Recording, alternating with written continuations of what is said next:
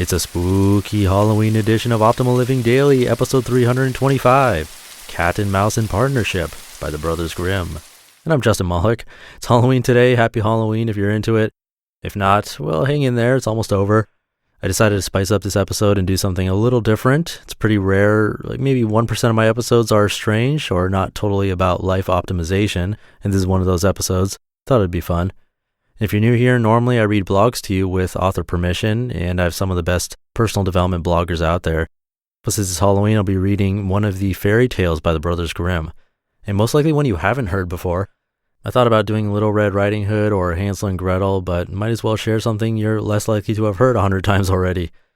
And before we get into it, I'll mention this at the end of the show also, but don't forget that I give away a book to a random person on my email list on the very first of every month, and that's tomorrow. So you need to be on my mailing list by tonight if you want to be part of that. Just come by oldpodcast.com to join. It's totally free, and you get some free spreadsheets from me to optimize your life. All right, with that, let's get this not too scary story read to you and sort of optimize your life.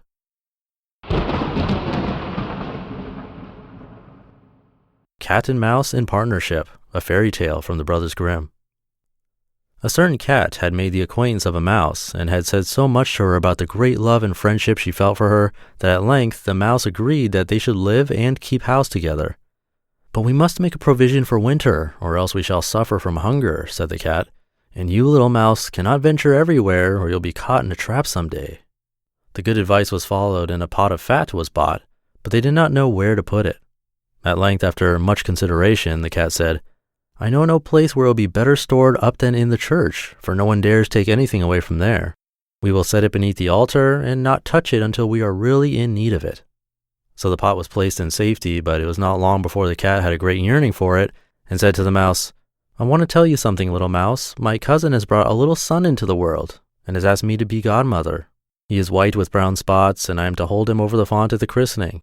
Let me go out today, and you look after the house by yourself." "Yes, yes," answered the mouse, "by all means go, and if you get anything very good to eat, think of me. I should like a drop of sweet red christening wine myself." All this, however, was untrue. The cat had no cousin, and had not been asked to be godmother. She went straight to the church, stole to the pot of fat, began to lick at it, and licked the top of the fat off. Then she took a walk upon the roofs of the town, looked for opportunities, and then stretched herself in the sun, and licked her lips whenever she thought of the pot of fat, and not until it was evening did she return home. "Well, here you are again," said the mouse. "No doubt you have had a merry day." "All went off well," answered the cat. "What name did they give the child?" "Top Off," said the cat quite coolly. "Top Off," cried the mouse. "That is a very odd and uncommon name. Is it a usual one in your family?" "What does that matter?" said the cat. "It is no worse than Crumb Stealer, as your godchildren are called." Before long the cat was seized by another fit of yearning. She said to the mouse, "You must do me a favor, and once more manage the house for a day alone. I am again asked to be godmother, and as the child has a white ring round its neck, I cannot refuse." The good mouse consented, but the cat crept behind the town halls to the church and devoured half the pot of fat. "Nothing ever seems so good as what one keeps to oneself," said she, and was quite satisfied with her day's work. When she went home, the mouse inquired, "And what was the child christened?" "Half Done," answered the cat. "Half Done? What are you saying? I never heard the name in my life. I'll wager anything it is not in the calendar." The cat's mouth soon began to water for some more licking. "All good things go in threes," said she. "I am asked to stand godmother again. The child is quite black, only it has white paws, but with that exception, it has not a single white hair on its whole body. This only happens once every few years. You will let me go, won't you?" "Top Off, Half Done," answered the mouse. "They are such odd names. They make me very thoughtful." "You sit at home," said the cat, "in your dark gray fur coat and long tail, and are filled with fancies. That's because you do not go out in the daytime."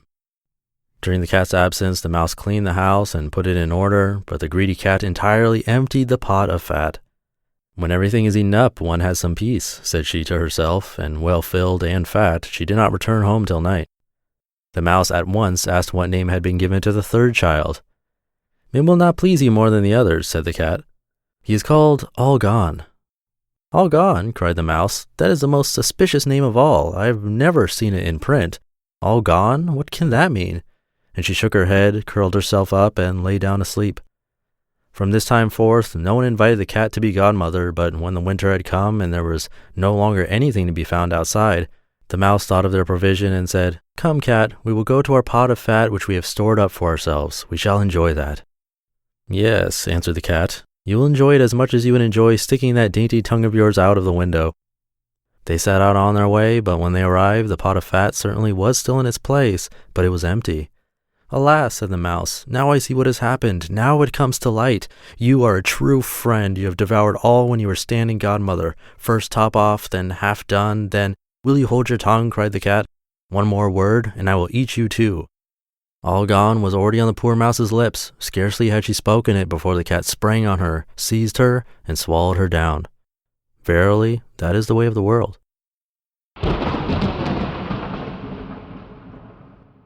You just listened to Cat and Mouse in Partnership, one of the fairy tales from the Brothers Grimm. I bet you didn't see that ending coming. Well, maybe you did, since it is the Brothers Grimm, but I don't know, it caught me by surprise, that's for sure. I can't say that story will optimize your life, except maybe to rethink who you form partnerships with. And Lee, if you're listening, don't pay attention.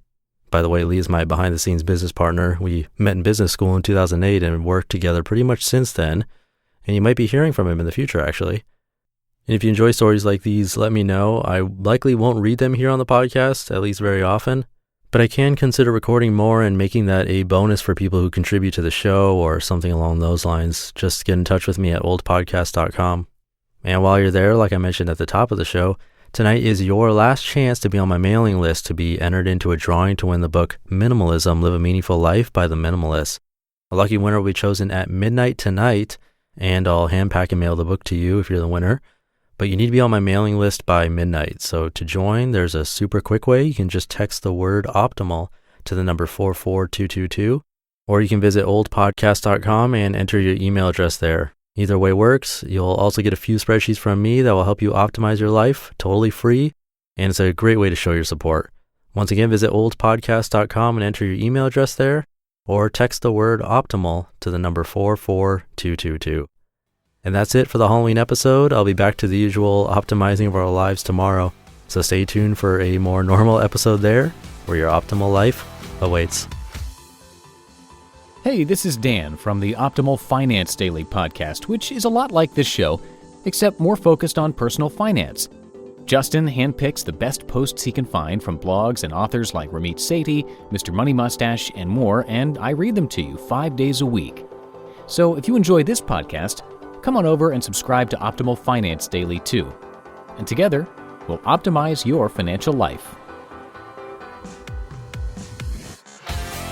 You've been listening to Optimal Living Daily. Be sure to hit the subscribe button to stay up to date on each new episode, and head to oldpodcast.com. That's OLDpodcast.com for a free gift, as well as more actionable tips and resources to help you maximize your potential. Thanks for joining us, and remember, your optimal life awaits.